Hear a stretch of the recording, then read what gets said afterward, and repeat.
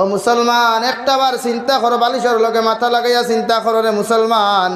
জনাব নবী করিম সাল্লাল্লাহু আলাইহি ওয়াসাল্লাম ফরমায়, যেই জমিন যেই দিন মানুষে দুনিয়ার জমিন প্রকাশ্যে জিনা করব, ব্যভিচার করব, যেই দিন জমিন মানুষের নিজের ছেলে আর ছেলে মেয়ে হলে মা বাবারে শ্রদ্ধা করতো না, স্টুডেন্টসে উস্তাদ হকলের সম্মান করতো না, ছোট ছোট বাচ্চারা মুরব্বী হকলরে শ্রদ্ধা করতো না, বড় মানুষেরা ছোটরারে মহব্বত আর স্নেহ মমতা করতো না, যারা ছেলেরা নারী জাতির ইজ্জত করতো না, নারী জাতিরা ছেলেরা দেখিয়া পর্দায় থাকতো না, যেই দিন দেখবা এই জমিন প্রকাশ্য মানুষের ব্যভিচার জিনা দেখা দিলাইব, ও সাহাবায়ে কেরাম হল জানিয়ে রাখিও আল্লাহ তাআলা হয়তো কোনো গজব দিবা, নতুবা কিয়ামত একমাত্র সন্নিকটে এসেছে। ও দুনিয়ার মানুষ জাতিরা, তোমরা নিজেদের জিন্দেগির গুনার উপরে তওবা করিয়া নিজেদের জিন্দেগির লাইফটা পরিবর্তন করো, নতুবা আল্লাহর গজব তাকিয়া পৃথিবীর কোন মখলুকাতে নিস্তার পাইতো না। এখন আউযুবিল্লাহ।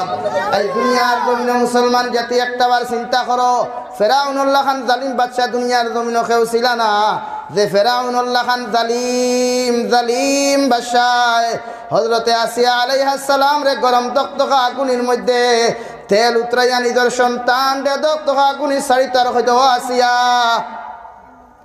তুমি তোমার আল্লাহর উপরে থেকে বিশ্বাস আর আস্থা তুমি স্থাপন হারাইলাও, আমি ফেরাউনে তোমার একটা সন্তান কোনোদিন রাখতাম না। হযরতে বিবি আসিয়া আলাইহিস সালাম কইলো, ফেরাউন আমার স্বামী, তুমি আমার স্বামী হিসাবে যতটুকু তোমার হক আমার উপরে আছে অতটুকু হক আমি আদায় করতাম পারমু, মগর কোনোদিন তোমারে আমি খোদা হিসাবে মানিয়া নিতাম না।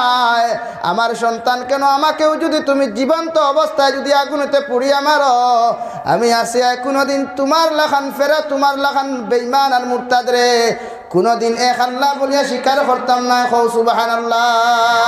ও ফেরাউনের মতো জালিম বাদশার জিন্দেগিতে এত লম্বা গজব আসে নাই, নমরুদের মতো বেঈমান মুরতাদের জবানাতে এত লম্বা গজব আসে নাই, সাদ্দাতের মতো লম্বা জিন্দেগির মধ্যে এত লম্বা গজব কোনোদিন আসে নাই। নূহ আলাইহিস সালামের জবানার উম্মত হলে গুনাহ করার কারণে আল্লাহ তাআলা ফ্লাড দিলা, এত লম্বা ফ্লাডের মৌসুম ছিল না, যেই করোনা নামক গজব দিয়ে গোটা পৃথিবীর মানুষের এখন অবধি স্তব্ধ করিয়া রাখা হয়েছে শুধুমাত্র আপনার আমার গুনার কারণে। এই যে আপনি আমি ফজরের আযান হয় মুসলমানে নামাজ পড়ে না, এশার আযান হয় মুসলমান মসজিদে দেখা যায় না, দাঁড়ে দিয়া তার উস্তাদ যায় সে সালাম দেয় না, সম্মান করে না, দাঁড়ে দিয়া মা বাবা যেন ওপেন মুসে মুসলমানের ছেলে আর মেয়ে ফোন কথা কয়। এই কারণে মুসলমান একটাবার চিন্তা করো, যত প্রকাশ্যে গুনাহ করবে, জিনা ব্যভিচার করবে, জানিয়া রাখিও আল্লাহ প্রত্যেকজন জাতির সার দেখ কোনোদিন সারিয়া দেনা। আউযুবিল্লাহ। আল্লাহ খেওর